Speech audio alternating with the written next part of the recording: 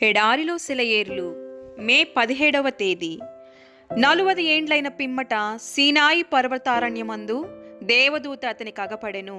రమ్ము, నేనిప్పుడు నిన్ను ఐగుప్తునకు పంపుదునని అతనితో చెప్పెను. అపోస్తుల కార్యములు 7వ అధ్యాయము 30-34 వచనాలు. ఒక్కోసారి దేవుడు మనల్ని కొంతకాలం పాటు మన పనిలో నుండి పక్కకి తప్పించి ఊరకుండి తిరిగి సేవ చేయడం కోసం కొన్ని విషయాలు నేర్చుకోమని ఆదేశిస్తాడు. ఇలా ఎదురు చూస్తున్నంత కాలం అంత వ్యర్థమైందని అనుకోవడానికి వీల్లేదు. పూర్వం ఒక రౌతు శత్రుల బారి నుండి తప్పించుకొని పారిపోతూ కొంతసేపటికి తన గుర్రానికి కొత్త నాడాలు కొట్టడం తప్పనిసరని గ్రహించాడు.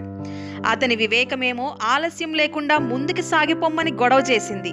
అయితే అంతకంటే ఎక్కువైన వివేచనా శక్తేమో కుమ్మరి పనివాని కొలిమి దగ్గర ఆగి ఆ నాడ వేయించడమే మంచిదని బోధించింది. వెంట తరిమే వాళ్ల గుర్రపు డెక్కల చప్పుడు దగ్గరలో వినిపిస్తూనే ఉన్నప్పటికీ కొద్ది నిమిషాలు ఆగి ఆ నాడా కొట్టించే వరకు నిలబడ్డాడు. ఇక శత్రులు 100 గజాల దూరంలోకి వచ్చేశారనగా గుర్రం మీదకి లంఘించి మెరుపులాగా మాయమయ్యాడు. అతను అక్కడ ఆగడం వల్ల అయిన ఆలస్యం అతని వేగాన్ని పెంచిందని అతనికి తెలుసు. ఎన్నోసార్లు మనం పరిగెత్తాలని ఉవ్విళ్ళూరుతున్నప్పుడు దేవుడు మనల్ని ఆగమంటాడు. తర్వాత వచ్చే మజిలీ కోసం ప్రయాణాన్ని జాగ్రత్తగా ఆలోచించుకొని పనిచేయమంటాడు. ఓర్పుతో ఓపికగా వేచి ఉండాలి. తర్వాతి మెట్టు స్పష్టంగా కనబడేదాకా హృదయపు చెవులకు దేవుని మాటలు ఆహ్వానిస్తూ సాగిపొమ్మంటూ వినబడేదాకా ఆశతో నిరీక్షణతో వేచి ఉండాలి. ఆశ అడుగంటనీయక దేవుడే నీకు మార్గదర్శి, కనుదృష్టి ఆయన నుండి తొలగిపోనీయక వేచి ఉండాలి. ఇంకా వేచి ఉండాలి. దేవుడు జాగు చెయ్యడు.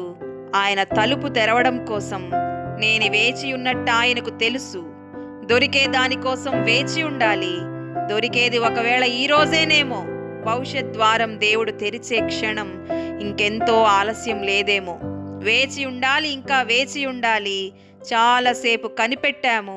దేవుడు తన గుప్పిలి విప్పినంతసేపు వేచి ఉండడంలో తప్పు లేదు.